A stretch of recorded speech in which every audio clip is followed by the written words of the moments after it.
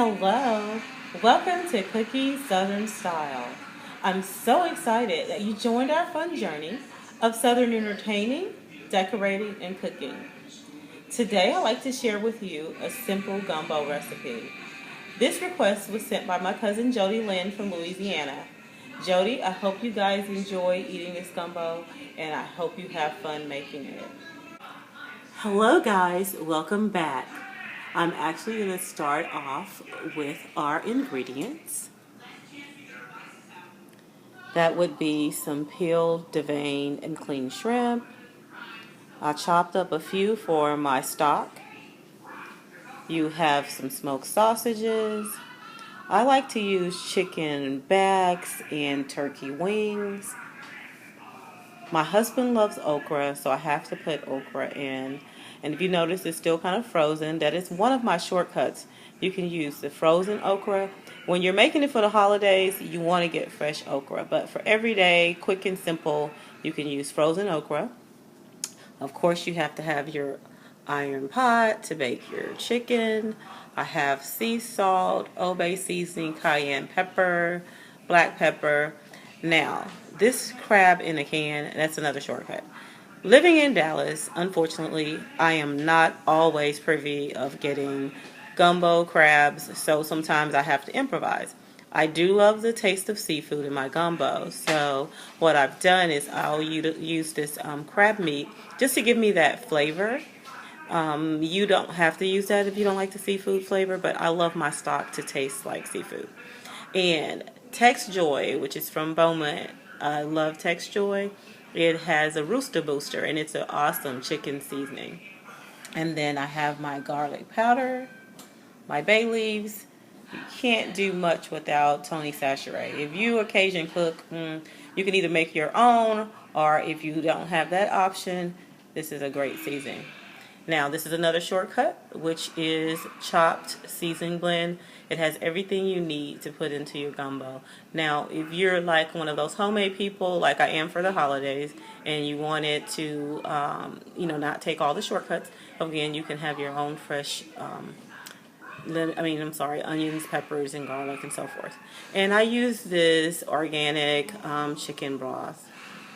And so what I'm doing is just showing you everything that we're using. Oh, I forgot the flour, and that is to make the roux. Okay, we're gonna make our roux. It's gonna be real simple, and I'm gonna get started first with I took a few chopped shrimp, and I'm gonna take a few of those onions and peppers, and we're gonna start our stock boiling while we prepare everything else.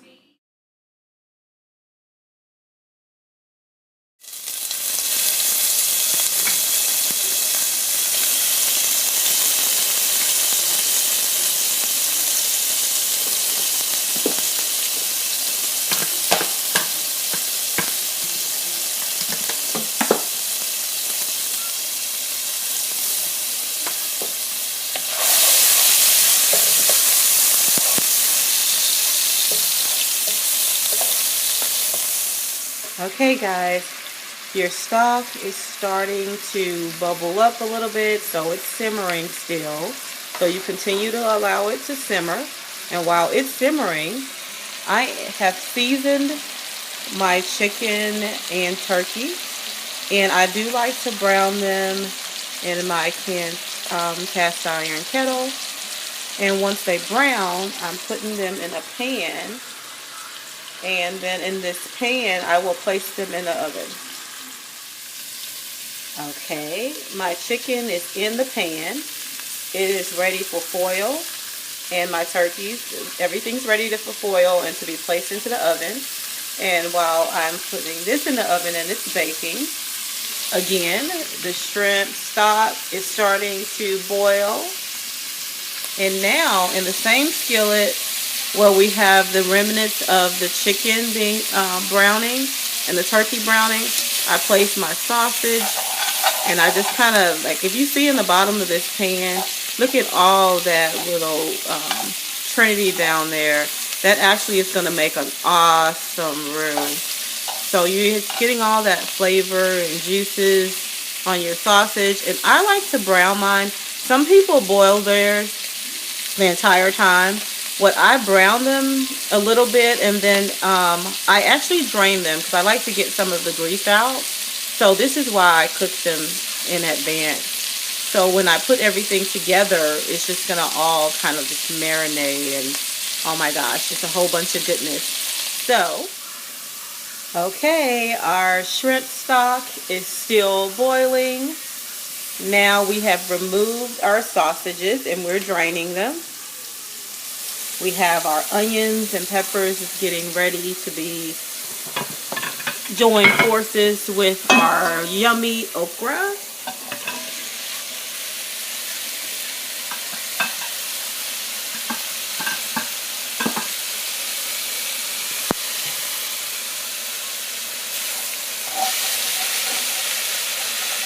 So, a lot of people don't like okra because it's slimy.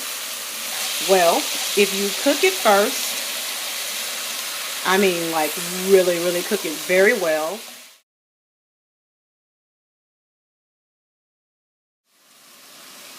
Now to the main ingredient for your gumbo, which is your roux. You will start off with flour. And what I've done is I've only used a cup because I'm not making a very large gumbo. And I usually use like a cup for two people at least. Now, I'm old school when it comes to this part. My granny name is Etha, and my grandma and Freddie, they did not use teaspoons and measurements. It's like really, you kind of season to taste. So, I'm sorry, you're going to be on your own with this part. You place your flour in a skillet, and you put in a little Old Bay, some cayenne pepper, some Tony Sachet seasoning, your garlic, and some black pepper. Now, you're gonna brown this. So, and I did say brown, okay? It's gonna actually be caramel colored when you're done. So, you can't just like leave it totally and not do anything, not watch over it, because it could get really dark. I don't like my gumbo like really, really black. Some people do. I like mine to be brown, like a golden brown. As my granny would say, a tease and tan. So, I am going to actually add a little bit more seasoning. And the reason I add the seasoning to the flour, and that's Tony Sachet I just added, and a little bit more garlic. Now, I will not add the pepper because you need to make sure you don't over season. And a little bit more Old Bay. And I'm just going to let it kind of brown. This is the part that a lot of people don't like to do. Meanwhile, back to my okra. It is starting to look really yummy. I'm going to add a little chicken broth to it. And let the okra steam. And again, this helps with the slimy portion. And it's going to be really, really good. And so once you add it to your gumbo, it will be great. Your roux is browning. See here where it's getting dark? Be cautious with that portion because you don't want it to get too dark. You just want it to be, as I said, a tease and tan. And it gets really fast, it browns. So this is really, some people used to say this was the hard part of making roux and gumbo. I'm sorry, gumbo. The roux. But also, this is the most important part. The roux and the stock actually give you your flavor. Now, a lot of people like to use oil in their base. I do not. And it's a preference, not that one is any better than the other. It's just my personal preference. And if you can see some of the little white The flour is still white here. We want to make sure that we crumble it up because we want everything to be golden brown. Okay, I'm back to my stock. At this point, I'm going to add my bay leaves. Now, do not ask me why I'm placing bay leaves in the gumbo, because I don't know why. My grandmother said that that's what it calls for, so guess what? Whatever Granny and Grandma says is what I use. Now, my roux is done. Nice and golden brown. So, you take your roux and you add it to your stock and you stir.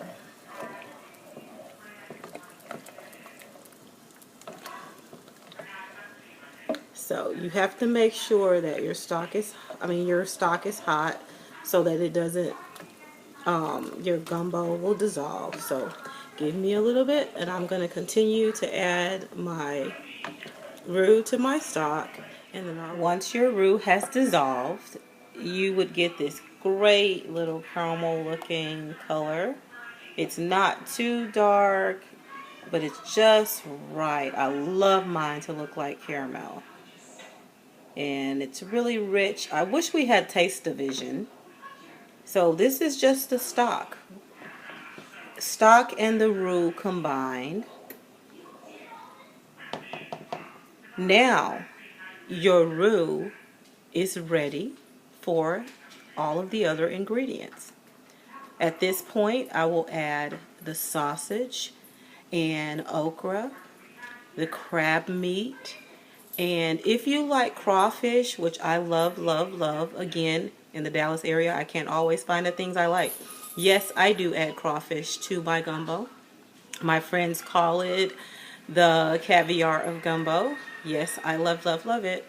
Well, my chicken and turkey are still baking. I like them to be at least 90% cooked before I add it.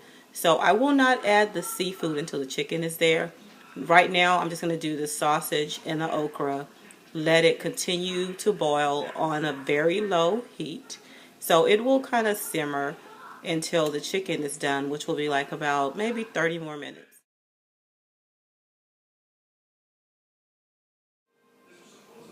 So I have added the shrimp, okra, onions, peppers, crab meat, and sausage into the gumbo roux.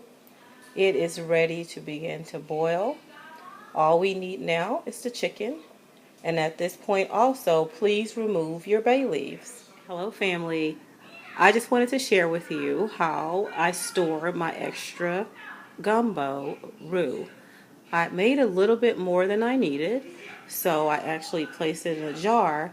So for Christmas or Thanksgiving Eve, I will not have to make any. Yeah, actually it depends on how many people come over. So this is a great way to store your own roux. You can label. Our gumbo is practically done. We've added our chicken and our shrimp, and we're just going to let it kind of marinate a little bit so that chicken will get that gumbo flavor in it, and our turkey will get the gumbo flavor. So usually after I bake the chicken and add it, I'll let it cook for like 30 minutes, and then you're ready to add it to your plate. It'll have that awesome flavor. And you can serve it over rice and enjoy. Excited? Thanks. My gumbo is ready. So if you notice, I have a little plump piece of chicken sitting there in the bag, and the scrumptious shrimp and okra and sausage. My gumbo is ready to be devoured. I put like just a very little rice because I'm trying not to eat as much rice because everything else is so fattening. And this week I'm actually starting a healthy diet. So I'll be back with some healthy recipes. But right now it is raining, fall has begun, and gumbo is my comfort food. Smooches.